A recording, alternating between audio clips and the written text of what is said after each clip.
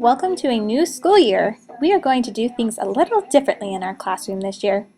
Do any of you know the meaning of the word democracy? A simple way to think about democracy is through my personal motto, voice, choice, rejoice. This is what I hope you will experience throughout this class. First, let's talk about voice and what it means in a democracy. Voice can mean several things. For example, have you ever had a teacher that didn't let you share your voice or speak your mind? Have you ever felt that you couldn't express yourself in the classroom? Do you ever get bored of listening to the teacher's voice all day, like the children in these pictures? Well, wake up, because times have changed. I want to hear your thoughts and opinions about what goes on in this classroom. That's what a democracy is all about. We will be having classroom meetings regularly. We will make decisions together, sometimes through voting. Overall, I want to create an environment where students can work together and make decisions democratically.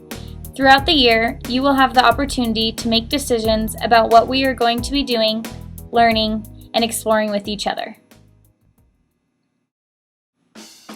Another important aspect of democracy is choice. Let's talk about it. Have you ever been in a classroom where you didn't get to choose? Maybe you've had a teacher that acted like a dictator. Maybe you've had a class with a list of rules so long it could touch the floor. Maybe you had a teacher that was just plain mean and didn't allow you to have a say in what happened in the classroom. Well, you can say goodbye to that long list of rules. In our democratic classroom, we will have lots of opportunities to make choices together, just like people make choices in a democratic society.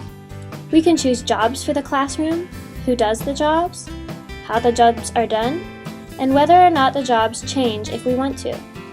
Sometimes, we will be able to choose what activities to work on during the school day.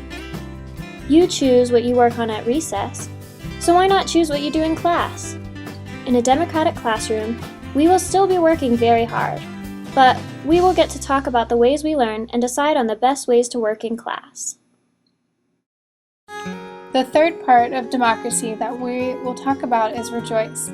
Have you ever had a class that made you feel mad? Have you ever had so much work to do you were overwhelmed and felt like you couldn't finish? Has your work in school or at home ever put you to sleep? Maybe the work you've done has just been boring. Have you ever been assigned something that you just don't care about? I don't want you to feel that way in class this year. I want you to always feel like you have something to rejoice about when coming to school and learning. School should be a place where you can help make decisions about what you learn and how you learn them. You should feel like celebrating when you come to school.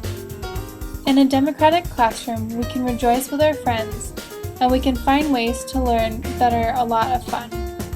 I will rejoice every day to be your teacher, and I want you to feel like rejoicing every day to be my student. Together, we can have a great year.